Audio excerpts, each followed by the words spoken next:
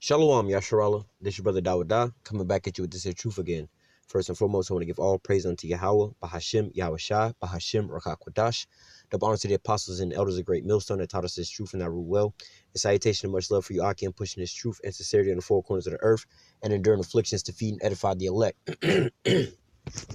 So I want to jump into this here topic, dealing with Esau and, how he is mainly the main one that wants to prolong his Second Amendment rights, dealing with bearing arms and things like that. Right now you have this situation going on in, or it's about to take place in Virginia, I believe. All right, January 20th, where they're trying to basically take these weapons away from Esau, right? But nevertheless, some people will look at it as, in one sense, just like a lot of these other countries that you see going on where these governments are killing the people or whatever, whatnot, so-called, it's Esau, they're doing things like that. But nevertheless, in a lot of these countries, right, you don't really have, it's not legal to have guns, all right? So, a lot of these different countries, a lot of people already live like that. But nevertheless, and then one thing that stops these things from happening, like your government coming down on you, is the fact that you can protect yourself, all right? Because, contrary to the mindsets of a lot of people here in America, they believe that, oh, we don't need guns, we can just call the police and the police will help us. Well, what happens when the police is your enemy and everybody else is your enemy, or 911 don't work? You have to be able to protect your own self, and that's where a lot of, that's one end of the spectrum of it, you know what I'm saying? But nevertheless, now we don't promote violence or having no physical weapons or nothing like that, because obviously, like the scriptures say, the weapons of our warfare are not carnal, all right? We have spiritual weapons, all right? But nevertheless, dealing with this here situation, like I said, some people will look at it in that sense. Well, we need our guns to protect ourselves from a, tyranny from a government, and I believe that's how it's actually written in the Constitution or whatever. But nevertheless, when you actually see these damn Edomites bugging out over this, it's a whole lot deeper than that, It's a whole lot deeper than the fact of the matter. They just want to protect their Second Amendment rights, and they're scared of government tyranny and so on and so forth, which, like I said, it kind of makes a little bit of sense. Like, all right, well, shit, you got to have something to protect yourself. You can't always depend on the damn devil to protect you, even though he the one coming down on you, But nevertheless, like I said, it's a lot deeper. It's a little more spiritual than that, But nevertheless, you've heard the term, I got my God-given right to bear arms. You can have my gun if you pry from my cold, dead hands or whatever, whatnot, Now, this is something that Esau always is talking about and always is saying or whatever, whatnot, But nevertheless, this was something that I was thinking about and just pondering on. It's like, damn, Esau is really going hard over them taking away his guns. And I'm like, they talk about martial law and so on and so forth. Us in the truth, they know about martial law and everything like that as well. But, we in the truth, we know a little bit more deeper than that, dealing with like the King Alfred plan. What is it? Rex 84, Project Megiddo. Basically, all three of these different things, you can look it up. The King Alfred plan and King Alfred plan was basically, they wrote it in the law basically to round the so-called Negroes up and basically put their ass in like, they'd say nowadays FEMA camps, internment camps or whatever, whatnot, and just basically put their ass to death, Then Rex 84 was basically to add on to the King Alfred plan, which they added basically the Northern Kingdom, the so-called Latinos and Native Americans to it, all right? Project Megiddo, all right, basically, I believe goes in and names, they call us the Black Hebrew Israelites as, a threat or whatever, whatnot, But nevertheless, these are all laws that are put on the books to basically come down upon Jake, Like I said, these, a lot of these Edomites, they're not really privy to that end of the spectrum. They just think that, oh, their government coming down on them, whatever, whatnot. And which we know the damn devil don't really discriminate. He'll whack his own people just to get your ass. But nevertheless, when you look a little bit more spiritual at this here situation, all right, this is Esau's birthright. All right, this is how he was going to wind up living. We're going to read it through the scriptures, but just wanted to say this part. This is how he was going to wind up being able to live, man. All right, so matter of fact, let me just go ahead and read this. This is Genesis 20, chapter 27. I'm starting at verse 38. Now just to give a little backdrop to what's going on, this is the time where Isaac is pretty much on his deathbed and he's about to bless his two sons, give them their inheritance, right? Now, some people would say that Jacob tricked Isaac and, Rebecca was in on it, whatever, whatnot. But you got to go back to Genesis 25, where before the children was even born, it was prophesied that the elder shall serve the younger. All right. So, basically, it's just the Most High will is being played out. It's just the confusion is how it was going to be enacted, But nevertheless, we're going to start reading here actually at verse 39. Or I'll start at verse 38. Genesis 27 to 38. And Esau said unto his father, hast thou but one blessing, my father? bless me, even me also, O my father. And Esau lifted up his voice and wept. All right. Because see, like I just said, Isaac was on his deathbed, and Rebecca dressed Jacob up and sent him in there with the venison or whatnot, while Esau was out in the field hunting for venison to bring back to his father. All right, Jacob was sent inside of there, and he wound up getting a blessing, right? So, which again, that was all set up and ordained by the Most High. Prophecy is just taking place, right?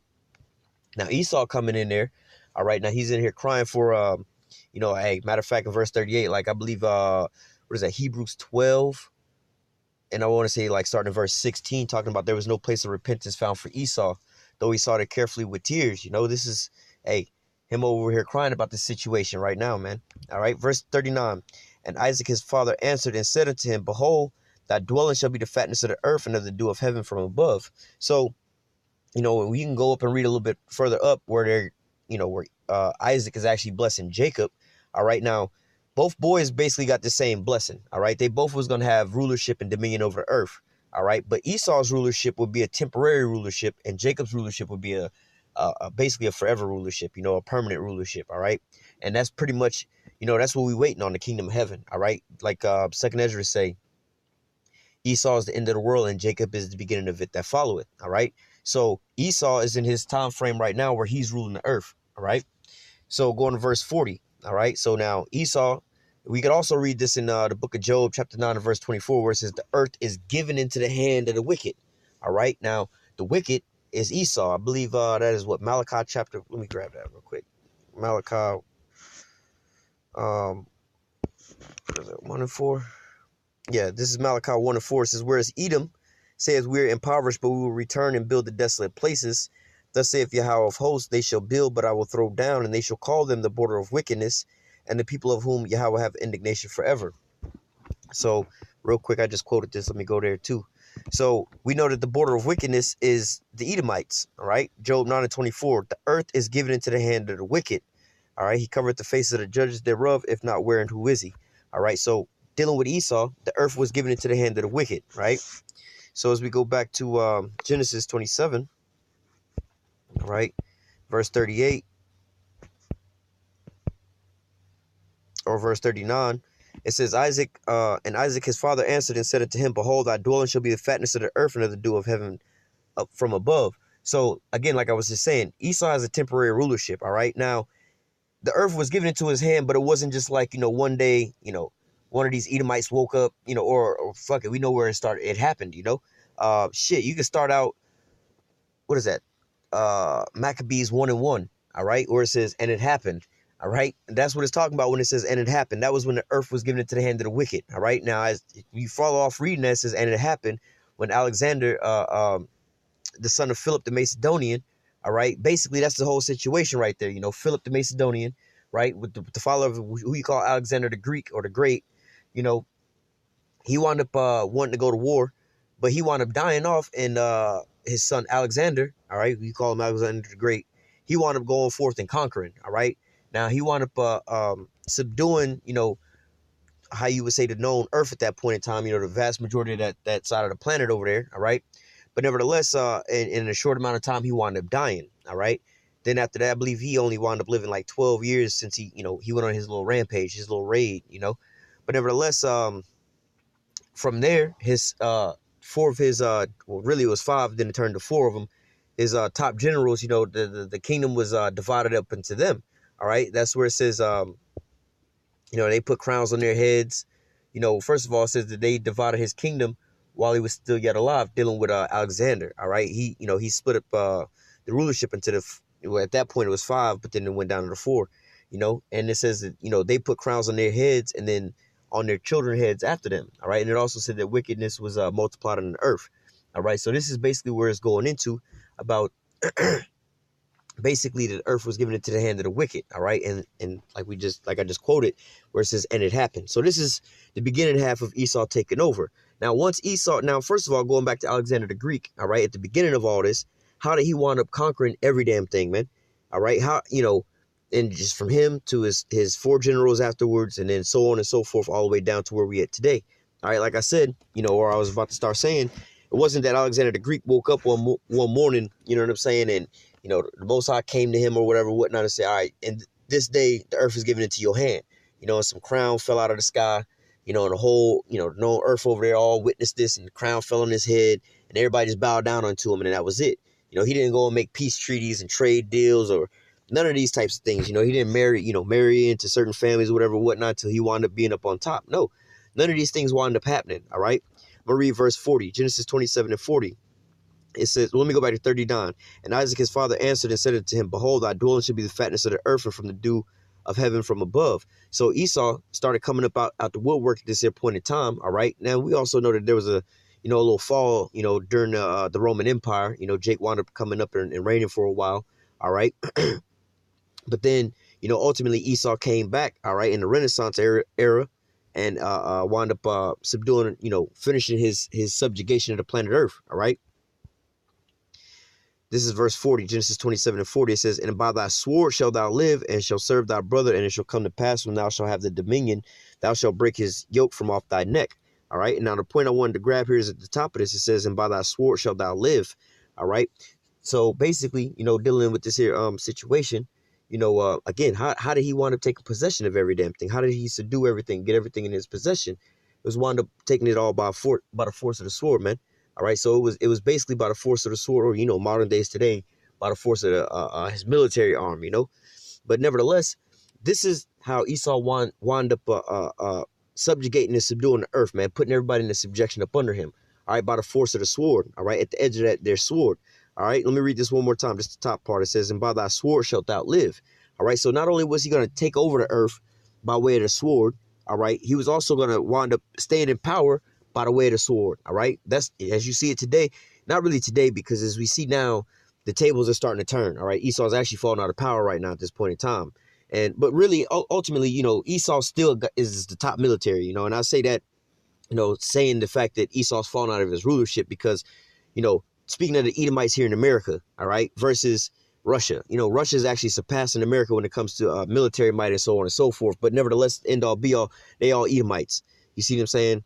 But nevertheless, it says, and then also shit in Isaiah 14, where it says, art thou become as weak as us? Art thou become like unto us, as weak as we?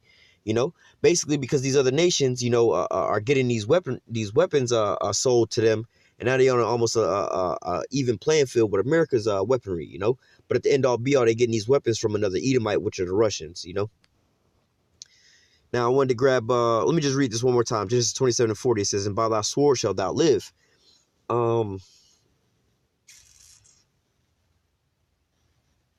Something else that came to mind.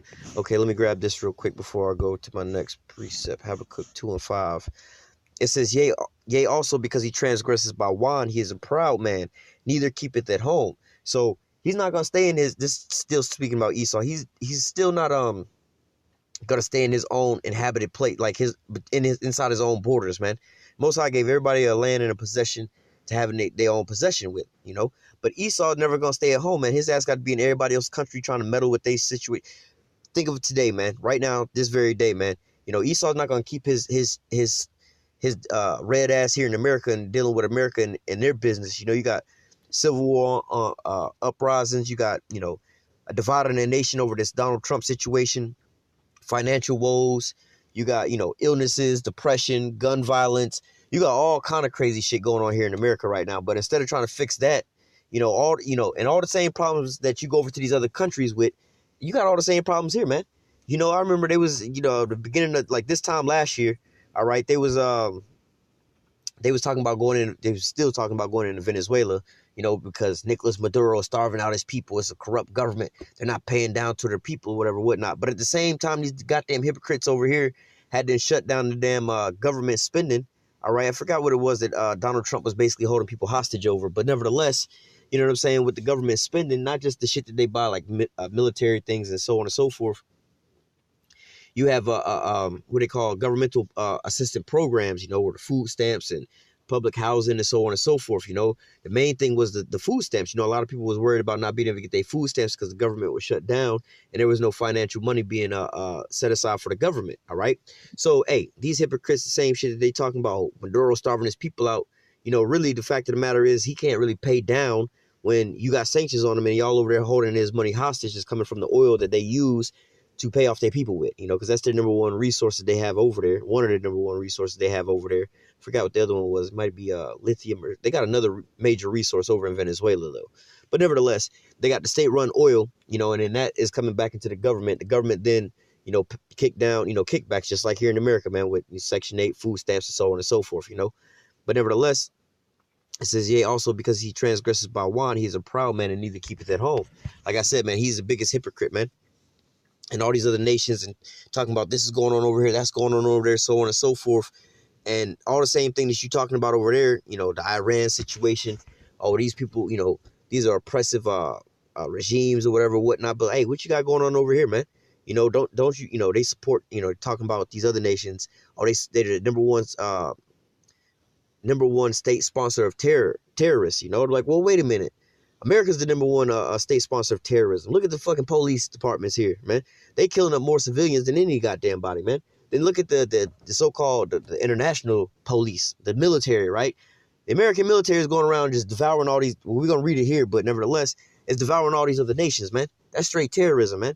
You know what I'm saying? And they ain't even really how they say proclaiming an act of war. They just, oh well, we got this skirmish, that skirmish is some terrorists over there, so we got to blow up your whole country to get rid of 2 terrorists that y'all put over there. But nevertheless, it says, yea, because he transgresses by wine, he is a proud man, neither keepeth at home, who enlarges his desire as hell, and his death cannot be satisfied, but gathereth unto him all nations, and heapeth unto him all people. All right. Let me read verse 6. Shall not all these take up a proverb against him, a taunting proverb against him, and say, woe to him that increases with that which is not his, how long to him that ladeth himself with thick clay. So he's trying to increase that which is not his, and he's heaping all these people unto him to reign and rule over them. But how is he also doing this? By way of the sword, man. Or if not, he's doing it by, like I said, he transgresses by wine, these philosophies, these doctrines. But yet and still, if you don't take these doctrines or these philosophies or these, certain contracts that they got, they still come over there and either topple your regime, or they'll wind up just, how do I say, corrupting your country, man. They have plenty of ways of doing that, man. They go in there with the propaganda, fuck up your economy, all kind of different things, to where the people think that it's the government, and they just want to get rid of the government because they think that it's the government's fault that their life is being shitty, when in reality it's the sanctions. Like, for instance, in Cuba, if you was dumb as hell and you living in Cuba and you looking around, you want to be smart, dumb niggas looking around like, damn, man, why are we frozen in time in the 50s? Why is everything so fucking old over here? Why everything all run down and shit, man?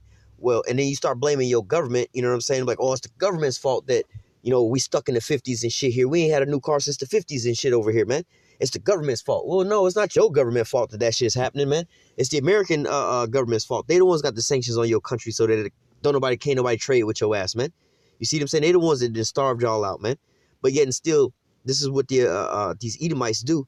And they'll go, like I said, man, if they don't go in with the guns blazing with the actual sword out, all right, they got their damn deceitful ass tongue that's still coming through, slicing and dicing through their propaganda. All right, their philosophies, their doctrines, and so on and so forth, like we just read. Yea, it says, yea, also because he transgresses by wine. All right. It says, verse 7, shall they not rise up suddenly that shall bite thee, and awake that shall vex thee, and thou shalt be for booty for them. Because thou hast spoiled many nations, all the remnant of the people shall spoil thee, because of men's blood, and for the violence of the land, and of the city, and of them that dwell therein. Woe to him that covet an evil covetousness to his house, that he may deliver his nest on high, that he may be delivered from the power of evil. Thou hast consulted shame to thy house by cutting off many people, and have sinned against thy soul. So going back into verse 8, really from 5 on down, but mainly dealing with 8 on down, it's basically talking about, again, how Esau's rolling up into these other nations, these other countries, and stealing their damn resources and reigning over all these damn people via what? By way of the sword. That's how Esau was going to live. That's how he was going to progress in this here life, man. That's how he was going to advance in this here life, man. And when we say, oh, he going to live by the sword, there's a lot of people, put it this way, how you make your living? You know what I'm saying? Some people make their living by scrubbing toilets. Some people make their living by driving school buses. Some people make their living by hitting baseballs. Some people make their living by singing. Some people make their living by telling jokes as a comedian. You know what I'm saying? Some people make their living by working at Walmart. You know what I'm saying? This is how they be able to progress in life. This is how they go from, being living in their mama house to getting a roommate, to going from a roommate to getting their own apartment, from their own apartment to one day buying a house. you know what I'm saying, and accumulating all these different things in life, you know. They go from really having nothing to having all these different things by way of what? By working, you know. They have, you know, they find some kind of way to get some kind of income, all right? This is how, you know, me, you, him, and her, we all, you know, get the things that we get. This is how we wind up making a living, all right? But how did Esau make a living as a whole on a grander scale? Yeah, you can say, oh, well, he get up and go to work too.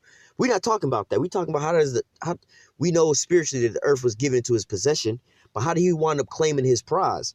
You see what I'm saying? It's like, well, this is yours. You know, like sometimes they say, okay, you didn't hit the lotto, right? Now, I believe here in Florida, if you hit the lotto, I think you got to go to Tallahassee, and I think that might be like that in every state. Like you have to go to the state capital if you win the lottery or some shit, right? I don't really play the lottery, but I think that you have to go to the state capital to cash in your lottery ticket, right? Now, just say for instance, because again, I don't really play the lottery. I don't know about this. I ain't never won the lottery or nothing like that. But nevertheless, and we're not talking about no scratch off tickets. Maybe if you win a big ass scratch off ticket, but nevertheless, you know what I'm saying? We're going to say for the sake of argument, right? For an example, right? That they tell you, oh, you hit the lottery or whatever, whatnot. You got 3 different ways to, or fuck it, paying your cell phone bill, right? You know what I mean? You got multiple different ways to pay your cell phone bill. You can either get the app, pay your phone bill through the app. You can call this here number, whatever, whatnot, this star, whatever number, 611 or some shit like that. And it'll give you this online menu. Or you can go inside a store, all right, and make your payment. So which way are you going to be making your payment? How are you going to get the payment needs to be made, all right? The only question is what path you're going to take to wind up making that payment. So the same thing is like this. If I was going to tell you the future, all right, and say, look, your phone bill is due today, and we know you're going to make your payment tomorrow. The only question is what path you're going to take to make that their payment, right? Same way with Esau, all right? It was written, it was prophesied that, hey, the earth is going to be given into his hand, all right? And it's also prophesied how he was going to wind up getting the earth. But nevertheless, you know, you ask the question, like, all right, well, how is he going to wind up getting the earth? Is it going to be by treaties, trade, what do they call that? Uh, I don't know, for lack of a better word, is being diplomatic, all right? You know, is he going to negotiate with people, marry into certain families or whatever, whatnot? No, the way that Esau was going to wind up subjecting the whole world and putting everybody up under him and taking all their resources and taking all their land. All right, let me read this in verse 8 again. Because thou hast spoiled many nations. All right, so how do you wind up spoiling these different nations? Let me even go into the word spoil. All right, this is the word for spoil. It says sha'al.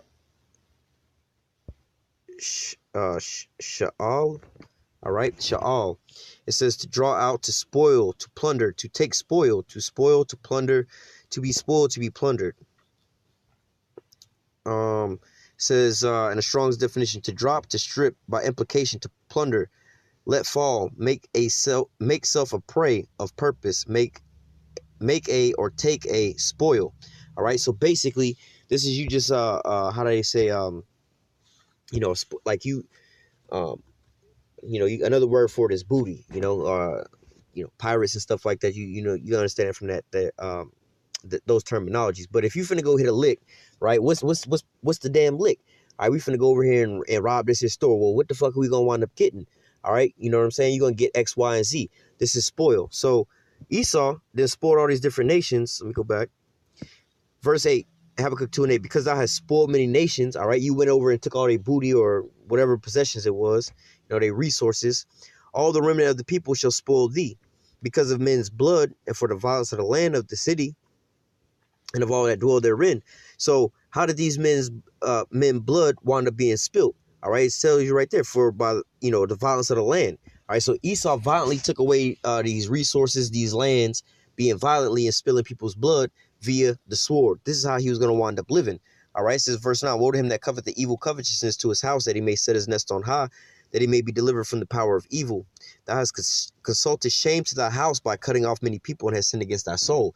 So how did Esau wind up cutting these other people off? Did he just ignore them all? No, he wound up basically using a sword against their ass, man. All right, by either the threat of military might coming down on you, or physically just bringing that military might down on you, man. You know, especially what was that, World War II, where America got thrown into the superpower status after dropping those atomic bombs, man. All right, because basically, you know, you had really in World War I, America wasn't really a superpower. America wasn't a superpower, you know, and really America wasn't really a superpower in World War II. They wanted to be dropping those bombs to end all be all. And you go into the history of that. America got into that war kind of late. But nevertheless, by the threat of that sword and that military might, man. This is and also coming down on these other nations or whatever, whatnot, put fear into these people's hearts, because they say, oh shit, he didn't just bomb the shit out of Vietnam or wherever. Esau just bombed the shit out of these places, the Middle East and so on and so forth. We don't want that shit to happen. We pull up out of this IMF treaty, then Esau gonna come down with that damn sword. Look here. Let me go from there to Revelation chapter 6 and verse 4. Now, let me go back to Genesis 27, verse 39. It says, verse 40, Genesis 27 and 40, just reading the top part, it says, and by thy sword shalt thou live. All right. So now, and a little deeper than this, if you want to know, about, if you understand reincarnation, all right, Isaac basically is like the forecarnation of Yahushua, all right? This is, basically Yahushua before he came as Yahushua, right? So Yahushua is the one who actually gave Esau this here blessing, all right? The sword, the sword, he's the one that gave him the sword, going back into the title, I don't know how I'll title it, but your God-given right to bear arms, all right? Now, again, like I said, man, Esau, I don't know if he consciously noticed or spiritually, it's just in his spirit, he just knows, like, nah, man, y'all take away my sword out, surely I'm gonna die out here. I don't got no strength, no power. This is it, man. So here, Genesis 27, it says, and by thy sword shalt thou live. Right? So now let's jump over to Revelation 6 and 4. All right? It says, Revelation 6 and 4, and there went out another horse that was red. All right? And you can go back, this is akin to Esau, all right, being red. And power was given unto him, like we just read, not just read, but earlier we read Job 9 and 24. The earth was given into his hand, all right? It says, and power was given unto him that sat thereon to take peace from the earth, all right? And then we just also read, he's like death and like hell cannot be satisfied, And he just basically go through and violently oppressed all these people and taking all their resources in their lands, all right? It says, and power was given unto him that sat thereon to take peace from the earth, they should kill one another. And there was given unto him a great sword. All right. Now we just read in Genesis 27, all right, about how Isaac blessed Esau and told him that he was going to live by the sword. All right. Meaning that was going to be his special weapon or his specialty or whatever, whatnot, In order for him to advance and to move forward, that's the way that was the path he was going to want to take it. All right. Again, like I made the analogy earlier, how you going to pay your cell phone bill? You got 3 different ways. Which path you going to take to pay your cell phone bill? All right. If you choose, all right, well, you're going to start making your payments via the app or, a direct withdrawal from your account. You sign up for that, then, automatic bill pay or whatever, whatnot. All right, that's the path you're going to wind up taking. You're going to wind up in our relationship with, me and, or let's just say I'm AT&T and you, the customer, with our contract that we got, whatever, whatnot, you sign up to make your payments via automatic withdrawal. That's the way you choose to live your life, right? Esau was going to live his life, all right? He was going to be wound up making his payment. He chose the route to make his payment through the sword, all right? I'm giving an analogy here. But nevertheless, like we read in here again, it says, and there was given unto him a great sword. We just read in Genesis 27 how he was going to live by that sword, all right? And also here, it also said that it was going to take peace from the earth, all right? This is verse 6, or no, verse 8. And I looked, and behold, a pale horse, and his name that sat on him was Death, and hell followed with him, and power was given unto him over the fourth part of the earth to kill with the sword, with hunger, with death, and with the beasts of the earth. All right, and the point here I wanted to grab was that, there's power given unto him to kill with the sword. All right. Again, this is how Esau is going to wind up, making his moves on this here earth to be able to live. Esau was going to wind up living by his damn sword. So again, going into Esau and his Second Amendment right, man.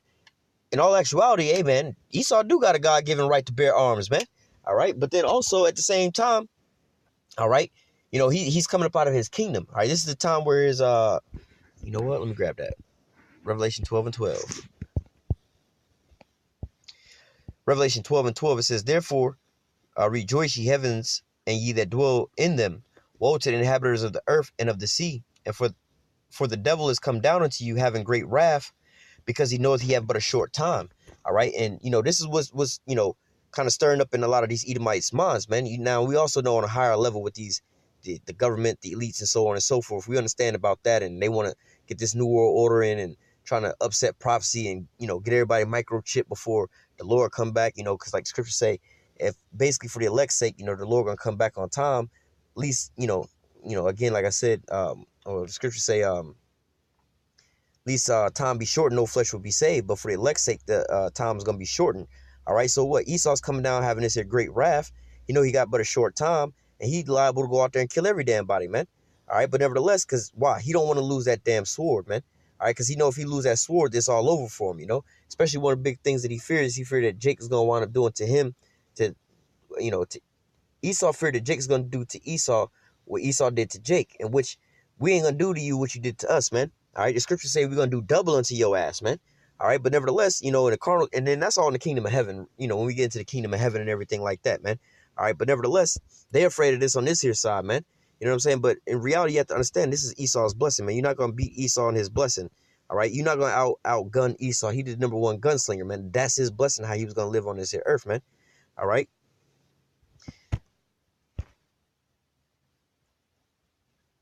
Let me see. I want to pull. I think I'm good there. Nope. Let me grab one more. We're gonna close on this one. It was Revelation 13:10. It says, "He that leadeth into captivity shall go into captivity." We understand again. That's dealing with Esau. He took us into captivity, and his ass going into captivity, right? It says, "He that kills with the sword must be killed with the sword." Here's the patience and the faith of the saints. All right. Hey, even in the carnal sense in the world, you had your boy Tupac say this, or Snoop Dogg, one of them guys said this, we live by the gun, we die by the gun, so you already know about this here phrase, man. All right, you live by the sword, you're going to die by the sword, man. All right, and who's the one people that was that was living by the sword, who got everything that they got via the sword, man? It would be Esau, man. He's the only person on the planet Earth that's got all his possessions, everything he got via the sword, man. Like Jacob turned, lemons into lemonade, man. Jacob turned something out of nothing. You know what I'm saying? A lot of these other countries, they'll wind up trading or using their insight, their their mind or whatever, whatnot, or whatever they got to do to wind up getting whatever resources they need. But when you're dealing with old boy, he just want to go around rape, robbing, and murdering and pillaging, man. He just want to take by the force of the sword, man. And this is how he wound up moving on this here earth, man. So just to finish back off, it says, "He that killed with the sword must be killed with the sword. Here's the patience and the faith of the saints." Oh, so like I didn't even read the whole thing. Verse 10, it says, "He that leadeth into captivity shall go into captivity, and he that kills with the sword must be killed with the sword. Here's the patience and the faith of the saints." So again, going into that, that's the end all be all. He understands he has but a short time. All right, and he also knows that, hey, he lived by the sword this whole time. He knows he's gonna wind up falling by the sword, man. All right, his military might, his military arms, his military weapons, but ultimately that's how he's gonna wind up being subdued. That's how he's gonna be coming up out of power, man. All right, it's gonna be a fast fall, man. It's not gonna be a slow and graceful fall. No, it's gonna be a hard, abrupt fall, man. But nevertheless, this is when you see these Edomites stirring up about this situation, man, you gotta kind of think, man. They, whether they know it or not, man, they got their livelihood, their way of putting food on the table, more or less to say, how people say, again, like I made the example earlier, how do you make your living? How do you pay your bills? How do you put food on your table? Do you go to work and break up rocks, build houses or whatever, whatnot? That's the way you wind up living. All right, I make a living by building houses. I make a living by being a fisherman or something, whatever, whatnot. Playing golf or something, right? How is homeboy gonna wind up making his living as a global living? By the force of the sword, man. But as we read here, let me read it again. Revelation 13:10. "He that leadeth into captivity shall go into captivity, and he that killeth with the sword must be killed with the sword. Here's the patience and the faith of the saints." We also know that, especially, really in all these times that Esau had been out, he been conquering these nations via military might, man. All right, and just invading that ass, man. But now, ultimately, in the midst of World War III, all right, all these things are going to happen to Esau in the same token, man. You got this conglomeration with Russia building up, all right? Then you also got NATO and the EU, which is the beast. All right, it's going to wind up hating the whore and burning her with fire, man. So as you see all these things starting to bubble up and boil over, also at the same time, they're trying to push for Second Amendment rights to take away these damn guns from these Edomites and so on and so forth. These Edomites are also bugging out, man. Like I said, if you look into that January 20th situation and hear how they talking the rhetoric and whatever, whatnot about them losing their damn guns, like, damn, homie, it's not that serious, bro. Like, you got a whole fucking full arsenal in your house, like you real life Call of Duty or some shit like that.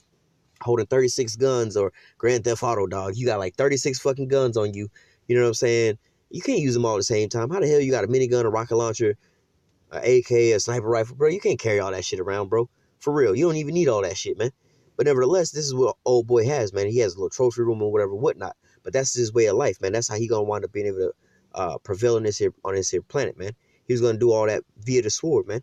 All right. And as we come into the end all be all of these things, and he's being taken out of power, man, you start to see him catch a hissy fit over him losing his, his blessing, man, which is the sword. All right. So I'm gonna go ahead and close out with that. Lord willing, this here lesson was edifying unto the elect. Until next time, I say, call halal Yahweh, Bahashim Yahushua, Bahashim Rakakwadash. Double honors to the apostles and elders, the great millstone that taught us this truth and that rule well. And salutation and much love for y'all. I can't push this truth and sincerity on the four corners of the earth and enduring afflictions to feed and edify the elect. Until next time, I say, stay strong. Shalom.